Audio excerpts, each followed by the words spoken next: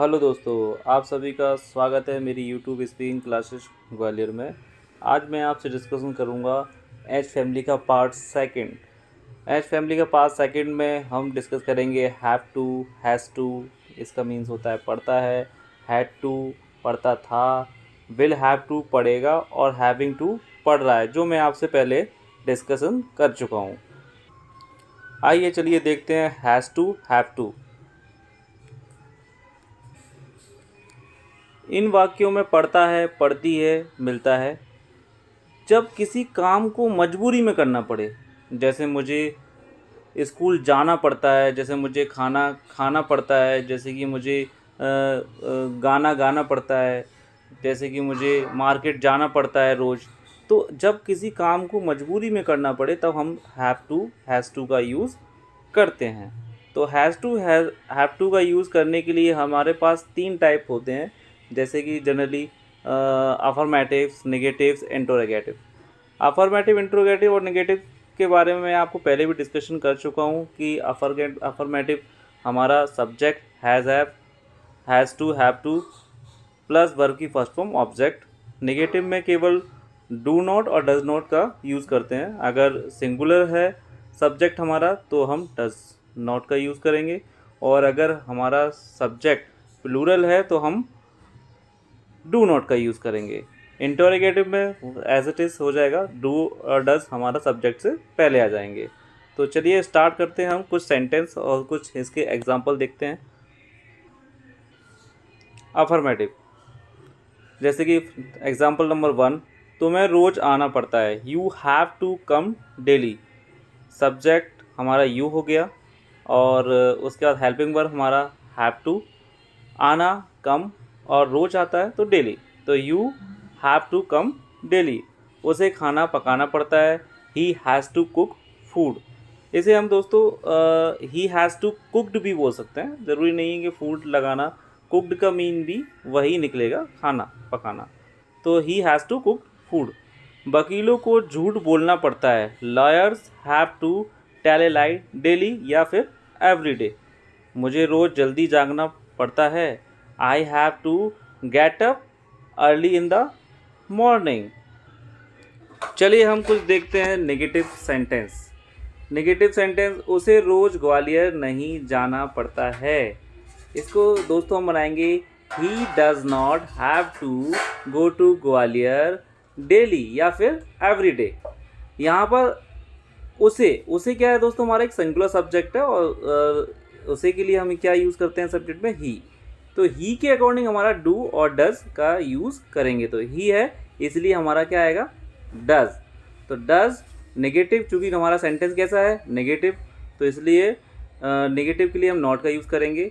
तो he does not have to go to Gwalior every day.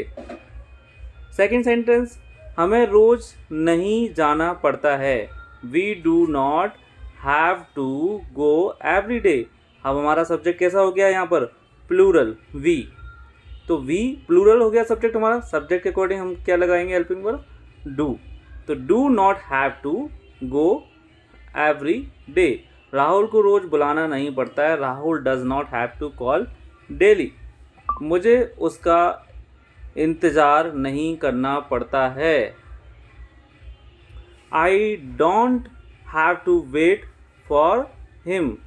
तो इसी प्रकार हम इंट्रोगेटिव सेंटेंस में हमारा केवल डू और डज सब्जेक्ट से पहले आ जाएगा। इसके कुछ सम एग्जांपल देखते हैं। क्या तुम्हें सुबह 9 बजे आना पड़ता है, do you have to come at 9 o'clock in the morning. Second, क्या उसे रोज़ कोचिंग आना पड़ता है, does he have to come to coaching daily. केवल यहाँ पर हमारे जो हमने अभी 2 सेंटेंस आपसे डिस्कशन किए, उसमें केवल सब्जेक्ट से पहले हमारा डू और डज का यूज़ हुआ है, बाकी का हमारा हैव टू, हैज़ वैसा ही रहेगा, हैव टू। क्या तुम्हें 100 रुपये किलो आलू लेने पड़ते हैं, do you have to buy potatoes for 100 rupees per KG. क्या उसे तुम्हारे घर जाना पड़ता है, does he have to go to your house. दोस्तों इसी प्रकार हमारा होता है हैड टू, ये हमारा पास्ट में पड़ता है। इसमें भी हमारा पढ़ता था, पढ़ता थे, पढ़ती थी मिलता है, या आना था, जाना था। आना था, जाना था ये संबंध रिलेटिव कुछ सेंटेंस होते हैं जो मैं आपसे बाद में डिस्कशन करूँगा। अभी आप से मैं डिस्कशन करना चाहूँगा पढ़ता था, पढ़ती थी, पास्ट केवल ओनली। तो फर्स्टली अफर्मेटिव, इसमें भी हमारे जनरली 3 पार्ट होते हैं, अफर्मेटिव, नेगेटिव एंड इंटरोगेटिव। चलिए फर्स्ट हम देखते हैं अफर्मेटिव नेगेटिव। अफर्मेटिव हमारा हेल्पिंग वर्ब में हैड टू का यूज़ करेंगे। एग्जांपल देखते हैं, उसे बस से आना पड़ता है। उसे के लिए ही, और had to come by bus, तो उसे ही हो गया, हेल्पिंग वर्ब हैड टू हो गया, आना कम, और कैसे आता है वो, बाय बस के द्वारा आता है, तो बाय बस, तो he had to come by bus. आखिर उसे आत्महत्या करनी पड़ी। आखिर के लिए हम अल्टीमेटली भी यूज़ कर सकते हैं दोस्तों, एट लास्ट भी यूज़ कर सकते हैं, आफ्टर ऑल भी यूज़ कर सकते हैं। तो कोई भी एक वर्ड हम इसके लिए जो इसके सेंटेंस के हमारे लिए अकॉर्डिंग है उसके लिए, तो हमारे लिए सबसे इसके सेंटेंस के अकॉर्डिंग अल्टीमेटली ठीक है।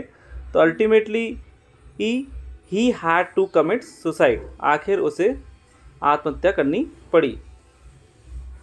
मुझे कल रात स्टेशन से पैदल आना पड़ा। I had to come on foot from the station last night. Negative देखते हैं, मुझे कल उसके घर पर नहीं जाना पड़ा। तो आई डिडंट भी पढ़ते हैं दोस्तों, आई डिड नॉट भी पढ़ सकते हैं, इसको कोई ऐसा मेजर इशू नहीं है। तो I didn't have to go to his house yesterday. Secondly, आखिर उसे होमवर्क नहीं करना पड़ा। After all he didn't have to do homework. Next देखते हैं, नेक्स्ट इंटरोगेटिव में सब्जेक्ट से पहले हमारा क्या हो जाएगा, डिड यूज हो जाएगा। क्या उसे शादी के लिए राजी होना पड़ा। Did he have to agree for marriage. Second, क्या आपको कुएं से पानी लाना पड़ता है। Did you have to bring या फैच। लाने को ब्रिंग भी बोल सकते हैं और फैच भी। कभी कभी जैसे कुएं से पानी खींचते हैं तो फैच निकालते हैं उसमें से, तो ब्रिंग या फैच कोई भी वर्ड यूज़ कर सकते हैं इसके लिए। तो did you have to bring या fetch water from the well. आइए चलिए डिस्कस करते हैं इसका फ्यूचर। विल हैव टू, इन वाक्यों में भी पढ़ेगा, पढ़ेगी, पढ़ेंगे आदि मिलता है। इस दोस्तों इस प्रेजेंट, पास्ट और फ्यूचर तीनों सेंटेंसों में कहीं ना कहीं मजबूरी का जिक्र हुआ हुआ, कोई काम हमें मजबूरी में करना पड़ता है। तो इसके भी ऐसे ही 3 टाइप्स होते हैं, अफर्मेटिव, नेगेटिव, इंटरोगेटिव। और तो चलिए देखते हैं अफर्मेटिव का सेंटेंस देखते हैं। इसमें हम विल और शैल का यूज़ करेंगे। उसे आज रात रुकना पड़ेगा। He will have to stay tonight. ठीक है, उसे मुझसे माफ़ी मांगनी पड़ेगी। He will have to apologise to me. Third, तुम्हें होमवर्क पूरा करना पड़ेगा। You have to complete homework. उसे मुझसे शादी करनी पड़ेगी। He will have to marry me. आपको शादी में आना ही पड़ेगा। You will have to come to the wedding. लड़कियों को जवाब देना पड़ेगा। Girls will have to answer. तो दोस्तों आपने देखा होगा कि ये हमारे सेंटेंस में कहीं ना कहीं कुछ ना कुछ एक मजबूरी छिपी होती है जिसका हम हैव टू से बात करते हैं। चलिए देखते हैं नेगेटिव इसका, negative and interrogative. Negative interrogative में हमारा जो हेल्पिंग वर्ब है उसका यूज़ होगा। जनरली हमने सेंटेंस जो टेंस होते हैं उसमें पढ़ा है विल और शैल, तो यहाँ भी हम वही यूज़ करेंगे। तुम्हें 200 रुपये नहीं देने पड़ेंगे। You will not have to pay 200 rupees.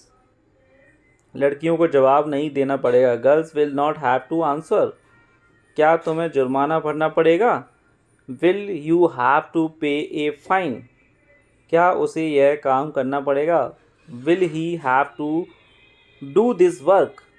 तुम्हें शादी क्यों करनी पड़ेगी? Why will you have to get married? तो thanks for watching and visit again.